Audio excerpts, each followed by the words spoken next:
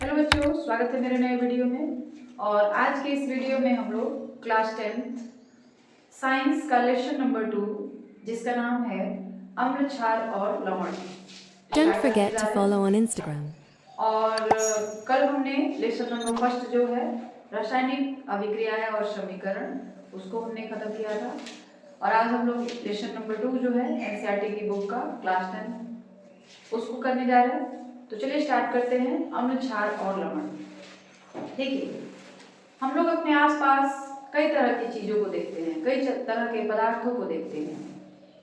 ठीक है, कुछ पदार्थ जो होते हैं स्वाद में खट्टे होते हैं, कुछ पदार्थ जो होते हैं स्वाद में मीठे होते हैं, कुछ पदार्थ जो होते हैं स्वाद में कड़वे होते हैं।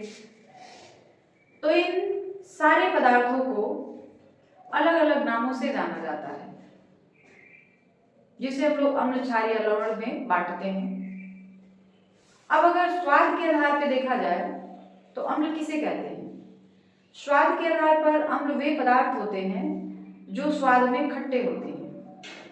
ठीक है, तो यहाँ पे वही लिखा गया है अम्ल।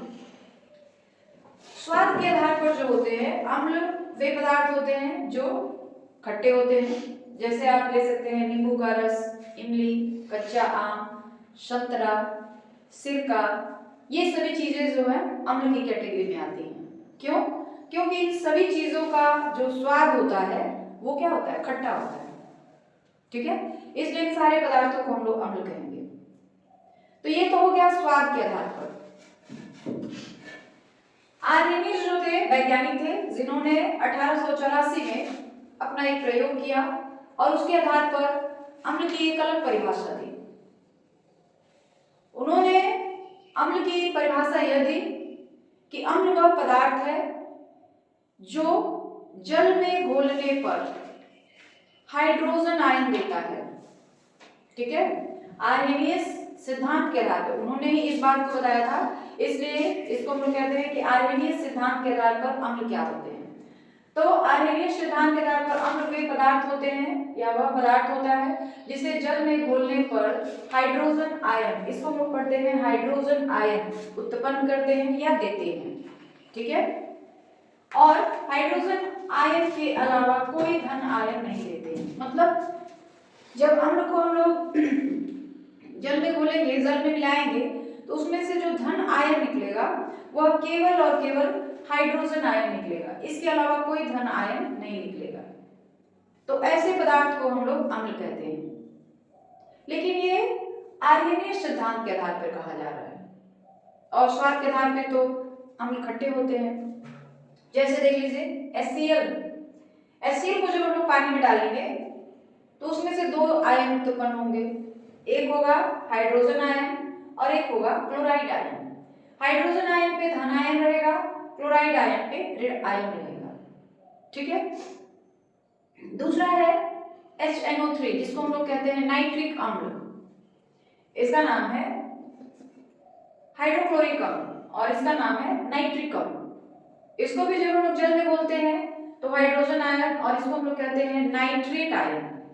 ठीक है, तो जो धन आयन निकल रहा है वह क्या निकल रहा है? आपको हाइड्रोजन आयन मिल रहा है, इसलिए यह भी जो है एक अम्ल है। सल्फ्यूरिक अम्ल किसको कहते हैं? H2SO4 जिसका नाम है सल्फ्यूरिक अम्ल। इसको भी जब हम लोग जल में घोलेंगे, वाटर में डिसॉल्व करेंगे, तो हाइड्रोजन आयन और इसको हम लोग कहते हैं सल्फेट आयन। तो किसी भी अम्ल को जब हम लोग जल में घोलेंगे तो उसमें से हाइड्रोजन आयन ही धन आयन निकलेगा, बाकी जो ऋण आयन होगा वो कोई भी हो सकता है, लेकिन धन आयन के रूप में केवल हाइड्रोजन आयन निकलेगा। तो ऐसे पदार्थ को हम लोग क्या कहेंगे? अम्ल कहेंगे। ठीक है, लेकिन जब हम लोग अम्ल को पानी में या जल में घोलते हैं तो उसमें से हाइड्रोजन आयन निकलता है। हाइड्रोजन आयन स्वतंत्र नहीं रह सकता है। जैसे हम लोगों ने HCl को पानी में डाला, तो HCl को जब हम लोग पानी में डालेंगे तो उसमें से हाइड्रोजन आयन और क्लोराइड आयन निकलेंगे। तो ये जो हाइड्रोजन आयन है ना, ये कभी अकेले नहीं रहता है, स्वतंत्र रूप से नहीं रहता है। तो पानी में निकलता है तो क्या होता है कि ये जो हाइड्रोजन आयन है वह तुरंत ही जल से अभिक्रिया कर लेता है। जैसे बात को यहाँ थोड़ा समझिएगा, हमने क्या किया, यहाँ पे जल है, ठीक है, इसमें हमने HCl डाल दिया। HCl डालेंगे तो इसके दो पार्ट बनेंगे, एक होगा H प्लस आयन और एक होगा Cl माइनस आयन। तो ये जो Cl माइनस है वह तो रह जाएगा स्वतंत्र अवस्था में, लेकिन ये जो हाइड्रोजन आयन है यह स्वतंत्र अवस्था में नहीं रहता है। यह क्या करता है, हाइड्रोजन आयन जल से अभिक्रिया कर लेता है, इसमें जो पानी भरा है ना उससे अभिक्रिया कर लेता है और मिल करके क्या बना लेता है, हाइड्रोनियम आयन। इसको हम लोग कहते हैं O प्लस ऐसे, इसको हम कहते हैं हाइड्रोनियम आयन। अरे बात समझ में मतलब ये कि जब हम लोग किसी भी अम्ल को पानी में डालते हैं तो उसमें से जो हाइड्रोजन आयन निकलता है वह जल से अभिक्रिया करके हाइड्रोनियम आयन बना लेता है। तो आप अम्ल की परिभाषा इस तरह भी दे सकते हैं कि अम्ल वे पदार्थ होते हैं जो जलीय विलयन में इस H3O+ जिसको हम लोग कहते हैं हाइड्रोनियम आयन देते हैं, ठीक है। तो ऐसे पदार्थ को हम लोग क्या कहते हैं, अम्ल कहते हैं। तो आप ये भी कह सकते हैं कि अम्ल वह पदार्थ है जिसे जल में घोलने पर हाइड्रोजन आयन देता है, या अम्ल वह पदार्थ है जिसे जल में घोलने पर हाइड्रोनियम आयन देता है। दोनों बात बराबर है, क्योंकि हाइड्रोजन आयन जो निकलता है वो तुरंत ही पानी से यानी जल से अभिक्रिया करके हाइड्रोनियम आयन बना देता है। तो आप कुछ ये भी फॉर्मूला मतलब ये भी परिभाषा बता सकते हैं और ये भी परिभाषा बता सकते हैं, दोनों अपनी अपनी जगह से, ठीक है। उसके बाद पीएच मान जिसको हम लोग कहते हैं पोटेंशियल ऑफ हाइड्रोजन, आगे आपको पढ़ना भी है इस चैप्टर में पीएच मान क्या होता है।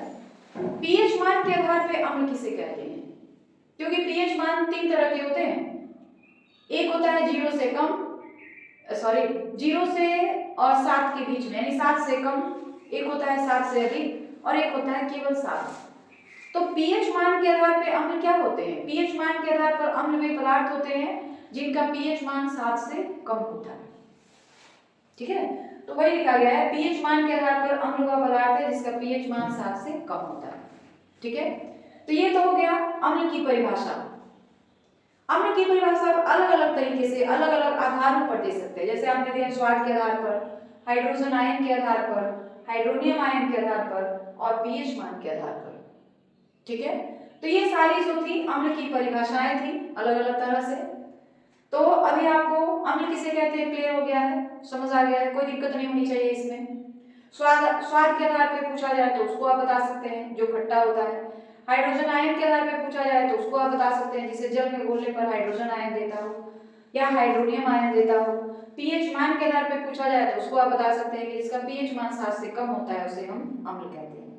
इतनी बातें समझ आ गई आपको, अब आगे बढ़ा जाए। अब हम लोग देखेंगे कुछ अम्लों के उदाहरण। अम्ल जो होते हैं उसकी परिभाषा आपने देख ली। अब अम्ल कितने प्रकार के होते हैं, अगर प्राप्ति स्थान के आधार पर देखा जाए तो अम्ल जो होते हैं वो 2 प्रकार के होते हैं। एक होता है प्राकृतिक अम्ल जो हमें प्रकृति से मिलता है और दूसरा होता है खनिज अम्ल जो बड़ी बड़ी फैक्ट्रियों को लगा करके बनाया जाता है, खनिजों से प्राप्त होता है, ठीक है। तो प्रकृति में पाए जाने वाले अम्ल जो हैं वो देख लीजिए यहाँ पे लिखे गए हैं, जैसे संतरा या नींबू का रस। संतरा में और नींबू में कौन सा अम्ल पाया जाता है, साइट्रिक अम्ल। फिर सेव में पाया जाता है मौलिक अम्ल। टमाटर इसमें पाया जाता है ऑक्जेलिक अम्ल। इमली टार्टरिक अम्ल।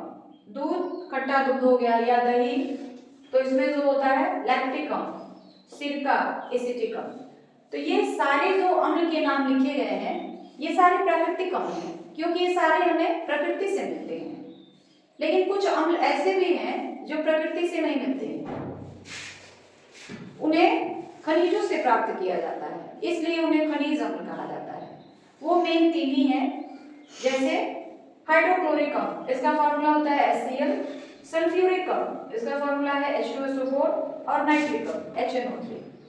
तो यहाँ पे कुछ अम्लों के उदाहरण लिखे गए हैं, उनके जो स्रोत हैं वो कहाँ से मिलते हैं वो भी लिखा गया है, ठीक है। तो ये चीज आपको याद रखना चाहिए कि जो अम्ल होते हैं वो मेनली 2 तरह के होते हैं, एक प्राकृतिक अम्ल और एक खनिज अम्ल। अभी हम लोग आगे और पढ़ेंगे कि अम्लों के प्रकार क्या क्या होते हैं, किस किस आधार पर अम्लों को जो होता है अलग अलग कैटेगरी में बांटा जाता है, ठीक है। तो ये चीजें क्लियर हो गई कि प्राकृतिक अम्ल क्या है और जो है खनिज अम्ल क्या है, ठीक है।